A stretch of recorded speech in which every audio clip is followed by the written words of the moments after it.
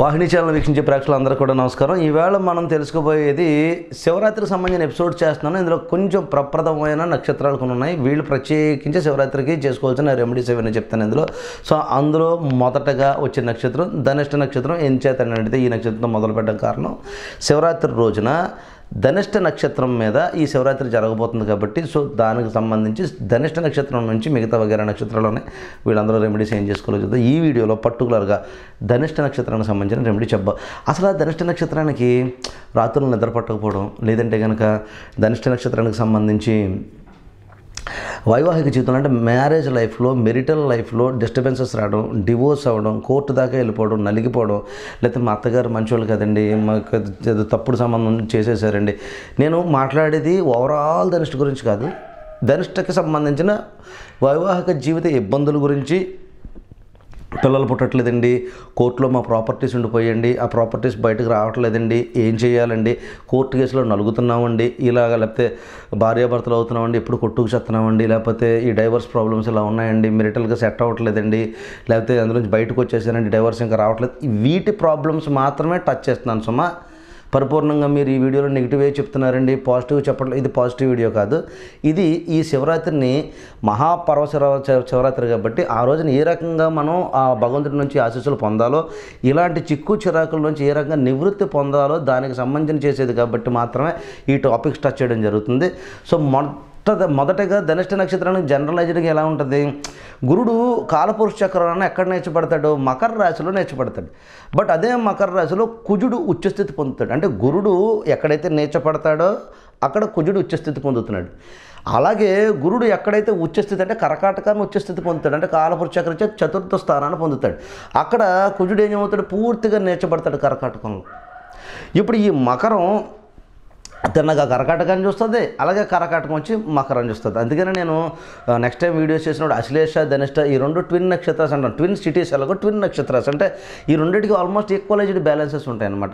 పుష్యమి శ్రవణ నక్షత్రానికి ఎలాగ ఉంటుంది, ఇలాగ నేను కొన్ని సెపరేట్ ఎపిసోడ్స్ చేయబోతున్నాను, అది లేటర్. ఈ పర్టికులర్గా ఈ వీడియోకి సంబంధించి ధనిష్ట నక్షత్రం అనగానే ఫస్ట్ ఆఫ్ ఆల్ కొన్ని క్వాలిటీస్ మనం గుర్తుపెట్టుకోవాలి. వీళ్ళకి కోపంతో కూడుకున్నటువంటి ఒక ప్రేమ ఉంటుంది అన్నమాట. చాలా మృదు స్వభావం ఇన్సైడ్ ఉంటుంది. ఎక్కడ ఉంటుంది, లోపల పొరల లోపల ఉంటుంది. బయటికి కనిపించేటప్పుడు వీళ్ళు కొంచెం కరుకుగా కనిపిస్తారు, కరుకుగా మాట్లాడతారు, మృదువుగా ఉండడం లక్షణాలు చాలా తక్కువగా ఉంటాయి. పైకి ఒకవేళ మృదువుగా కనిపించిన లోపల అగ్రెసివ్నెస్ ఉంటుంది. అంటే టార్చర్ అని చెప్పొచ్చు, సైకిక్ అని చెప్పొచ్చు, లేకపోతే సైకో అని నేను అన్నాను, కానీ ఆ కైండ్ ఆఫ్ మెంటాలిటీలో వీళ్ళు బిహేవింగ్ అలా కనిపిస్తుంది. వాళ్ళు అలా ఉంటారనేది కాదు నా ఉద్దేశం సుమా. వాళ్ళ యొక్క మెంటాలిటీ ఆ రకంగా డిజైన్ అయ్యి అంటే అగ్రెసివ్నెస్లోంచి పుడుతుంది. వీళ్ళు ఏదైతే వివాహానికి సంబంధించి కోరుకున్నారో దానికి ఆపోజిట్లో వివాహం అయిన తర్వాత జరగడం వల్ల వీళ్ళు ఆ టెంపర్ ఎక్కువగా లాస్ అవ్వడం, షార్ట్ టెంపర్కి గురవడం ఇలాంటి అయ్యే ఛాన్సెస్ ఉంటాయి. మొదటగా గురుడిని తీసుకుని స్త్రీ జాతకాల్లో ఎక్కువ జరగడానికి ఈ పరిణామం ఉన్నది. ధనిష్ట నక్షత్రంలో స్త్రీ జాతకాలకు సంబంధించి ఎక్కువ ఇబ్బంది పడే ఛాన్సెస్ ఉంటుంది. కాబట్టి మొట్టమొదటిగా గురుడు ఎక్కడ నేర్చబడుతున్నాడు, ఈ మకర రాశిలో నేర్చబడుతున్నాడు. మకరం అంటే కర్మస్థానం అన్నమాట. అంటే కాలపురుష చక్రచ దశమ స్థానం, అంటే వర్క్కి సంబంధించిన, కెరియర్కి సంబంధించిన, జాబ్స్ అండ్ ప్రొఫెషన్కి సంబంధించిన స్థానంలో గురుడు ఇక్కడ నేర్చబడి, గురుడు ఎవరిని రిప్రజెంట్ చేస్తాడు, ఇందులో స్త్రీ జాతకంలో చూసినప్పుడు భర్తను రిప్రజెంటేషన్ చేస్తాడు.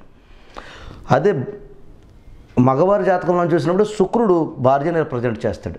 సో ఈ మకర శుక్రుడు కానీ లేదంటే కనుక మకర గురుడు కానీ ఉన్నప్పుడు జనరలైజ్డ్గా ఈ కుజుడు యొక్క నక్షత్రాల్లో ధనిష్ట నక్షత్రం పర్టికులర్గా ఇక్కడ గురుడు నేర్చబడతాడు. కాబట్టి చాలామందికి పెళ్ళైన తర్వాత సరైన భర్త, వాళ్ళు అనుకున్నటువంటి భర్త, లేకపోతే వాళ్ళు ఎన్నాళ్ళు కలల కన్న భర్త వాళ్ళు రాకపోవడానికి లేకపోతే దొరక్కపోవడానికి చాలా కారణాలు ఉంటాయి.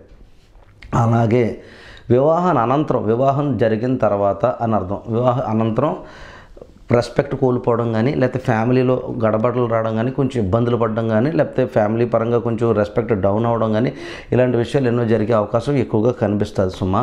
ఇలాగే ఏదైనా సిమ్టమ్స్ మీకు ఉంటే కనుక చక్కటి పరిష్కార మార్గాలకైతే వాస్తవానికి నేను ఇప్పుడు వీడియోలో ఇప్పుడు మహాశివరాత్రికి మహాలింగార్చన మనం చేస్తామని మనం చెప్పుకున్నప్పటికీ కూడా అంతర్గత చక్రం చాలా బేస్ అయి ఉంటుంది. ఇటు వధువు జాతకం, ఇటు వరుడు జాతకం, అంటే భార్యాభర్తలు ఇద్దరు జాతకాలు కూడా ప్రప్రదంగా సూక్ష్మంగా చూసి చక్కటి పరిష్కారం పరిష్కారం చెప్పడానికైతే అవకాశం ఉంటుంది. కాబట్టి ప్రత్యేకించి ఇలాంటి ఇబ్బందులు పడుతున్న వాళ్ళు ఈ కింద ఉన్న నెంబర్కి ఫోన్ చేసి అపాయింట్మెంట్ తీసుకుని అసలు ఈ భార్యాభర్తలకు సంబంధించిన కలహాలు కానీ, పిల్లల విషయాలు కానీ, కోర్టు ప్రాపర్టీస్కి సంబంధించిన విషయాలు కానీ ఏదైనా ఉంటే కనుక ఇలాంటి ఇబ్బందుల నుంచి ధనిష్ట నక్షత్రం వాళ్ళు బయటికి రావాలంటే ఈ మహాశివరాత్రిని ఏ రకమైనటువంటి రెమెడీ చేసుకుంటే బాగుంటుందో ఆ రెమెడీకి సంబంధించి పర్సనల్ కన్సల్టేషన్స్ తీసుకుంటే నేను ఒకసారి వధూవరులు లేదా భార్యాభర్తల జాతకాలు చూసిన తర్వాత చెప్పడం జరుగుతుంది. అలాగే ఎవరైతే ఈ సంవత్సరం వివాహాలు చాలా తక్కువగా ఉన్నాయి కాబట్టి, అంటే 7 నెలలు మోడడం జరుగుతుంది కాబట్టి ఈ ఏప్రిల్లోగా వివాహం చేసుకున్న వాళ్ళు ఎవరైనా ఉంటే కనుక, వధూవరులు ఎవరైనా రెడీ అయి ఉంటే ఒక్కసారి ధనిష్ట నక్షత్రాన్ని చేసుకోబోయేవాళ్ళు లేదా ధనిష్ట నక్షత్రంలో జన్మించి వాళ్ళు వివాహం చేసుకోబోయే వాళ్ళు ఎవరైనా ఉంటే కనుక ఈ ఏడాది ప్రత్యేకించి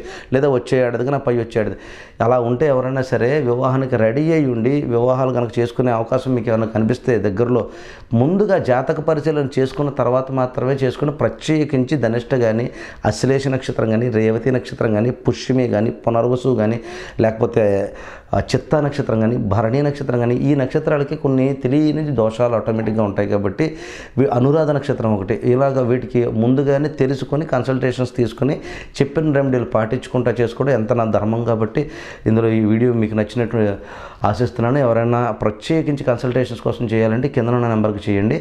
సో అలాగే మ్యారేజ్ కంపాటిబిలిటీ వచ్చి ఓన్లీ నక్షత్ర రీత్యా చెప్పడం కాదు, మ్యారేజ్ కంపాటిబిలిటీకి చాలా విషయాలు మనం కవర్ చేసుకుంటూ ఉంటాం. సో మ్యారేజ్ కంపాటిబిలిటీకి వచ్చేటప్పుడు ఎప్పుడైనా ఒకటి గుర్తుపెట్టుకోండి, ఓన్లీ నక్షత్రం నుంచి కాదు, ఇందులో జైమిన పద్ధతిలో కారకత్వాలను తీసుకుంటాం, లేకపోతే సప్తమాధిపతులని, సప్తమ భావాన్ని, సప్తమాధిపతిని, అవాంశక్రాన్ని ఇలా చాలా రకాలుగా తీసుకుంటాం. కాబట్టి పారామీటర్స్ అన్నీ అయిన తర్వాత చెప్పడం జరుగుతుంది. ఒక్క నక్షత్రాన్ని మాత్రమే నక్షత్ర పొంతన బాగుంది, ఏమంటారు యానిమల్స్ కలిసినాయి, గూగుల్లో కొడితే పాయింట్స్ వచ్చినాయి ఇలాంటి మాటల కన్నా ఫస్ట్ ప్రొఫెషనల్ ఆస్ట్రాలజర్స్ దగ్గర జాతక పరిశీలన చేసుకున్న తర్వాత మీరు డెసిషన్ తీసుకుంటే చాలా మంచి ఉపయోగం ఉంటుంది. జీవితంలో అంటే జీవితం వెనక్కి విసిరే రోజులు రాకుండా వైవాహిక జీవితం చాలా హ్యాపీగా ఉండి చక్కగా నిదానంగా వెళ్ళడానికి ఎంతగానో అవకాశం ఉంటుంది విషయం గమనించండి. ఇకపోతే ఈ మహాశివరాత్రి రోజున ప్రత్యేకించి కొన్ని నక్షత్రాలు చెప్తాను. ఆ నక్షత్రాల్లో అశ్లేష నక్షత్రం, ధనిష్ట నక్షత్రం, పుష్యమి నక్షత్రం, పునరసు నక్షత్రం, ఆరుద్ర నక్షత్రం, అనురాధ నక్షత్రం, రేవతి నక్షత్రం, చిత్తా నక్షత్రం, భరణి నక్షత్రం, ఈ నక్షత్రాలు, స్వాతి నక్షత్రం, ఇలా కొన్ని నక్షత్రాలు ప్రత్యేకించి పూర్వాషాఢ నక్షత్రం కూడా. సో అలాగే అశ్విని, మఖ, మూల నక్షత్రాలు, ఈ నక్షత్రాలు అందరూ కూడా ప్రత్యేకించి మహాలింగార్చన చేయడం జరుగుతుంది మా ఈ శివరాత్రి రోజున.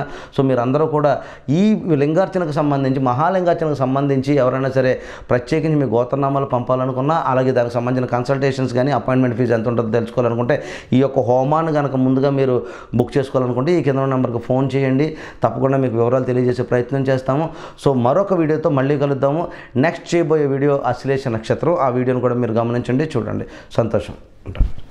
ఈ వీడియో కనుక మీకు నచ్చినట్లయితే లైక్ చేయండి, షేర్ చేయండి. మరిన్ని వీడియోస్ కోసం మా ఛానల్ని సబ్స్క్రైబ్ చేయండి. మీ అభిప్రాయాలు మాకు కామెంట్స్ రూపంలో చెప్పండి. మరిన్ని వీడియోస్ కోసం మా ఛానల్ని సబ్స్క్రైబ్ చేయండి.